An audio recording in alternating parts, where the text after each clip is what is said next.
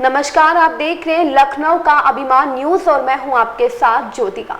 आइए रुक करते हैं खबर की ओर। बीजेपी और आरएसएस ने देश में नफरत और हिंसा फैलाई। खूंटी में लोगों से बोले राहुल गांधी। लोकसभा चुनाव शुरू होने में कुछ ही महीने बचे हैं। ऐसे में कांग्रेस नेता राहुल गांधी ने मणिपुर से मुंबई तक 6,700 किलोमीटर से ज्यादा की भारत जोड़ो न्याय यात्रा शुरू कर दी है। उनकी यात्रा आज ओडिशा में प्रवेश करेगी। बता दें, यात्रा 14 जनवरी को मणिपुर से शुरू हुई थी और 20 मार्च को मुंबई में समाप्त होगी। असम में यह यात्रा 25 जनवरी तक जारी रहेगी और 15 राज्यों के 110 जिलों से होकर गुजरेगी। कांग्रेस सांसद राहुल गांधी की भारत जोड़ो न्याय यात्रा फिलहाल झारखंड के खूंटी पहुंच गई है। झारखंड के खूंटी में कांग्रेस नेता राहुल गांधी ने कहा, हमने महसूस किया कि भाजपा और आरएसएस ने देश में नफरत और हिंसा फैलाई है, इसलिए मैंने आप सभी के बीच आने, एकजुट होने और आपके मुद्दों को संबोधित करने के बारे में सोचा।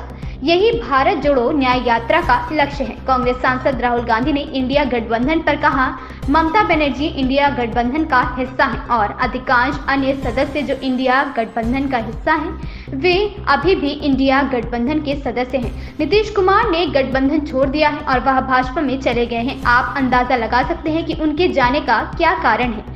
कोई बात नहीं, हम बिहार में इंडिया गठबंधन के रूप में लड़ेंगे, इसलिए मैं इस बात से सहमत नहीं हूं कि हमारे बहुत से सहयोगी गठबंधन का हिस्सा नहीं है।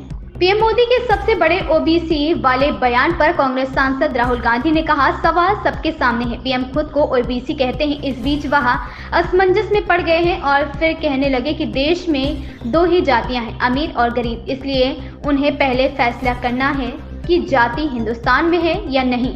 हम चाहते हैं कि जातिगत जनगणना हो।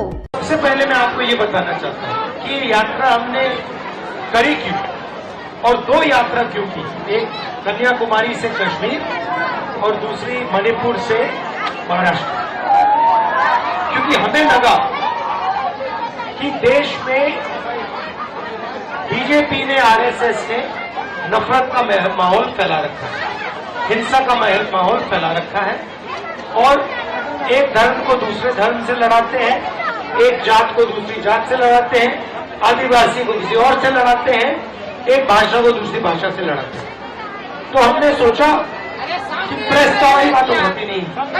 आप जानते हो कि प्रेस वाले अदानी जी के लिए काम करते हैं, बड़े बड़े उद्योगपतियों के लिए काम करते हैं, तो वो कमजोर लोगों की आवाज तो नहीं उठाएंगे, पिछड़ों की, दलितों की, आदिवासियों की बात तो नहीं उठाने वाले। तो इसलिए हमने सोचा कि आपके बीच में आकर हम आपको जोड़ने का काम करें और आपके जो मुद्दे हैं, आपके जो समस्याएं हैं, उनके बारे में हम बोलें।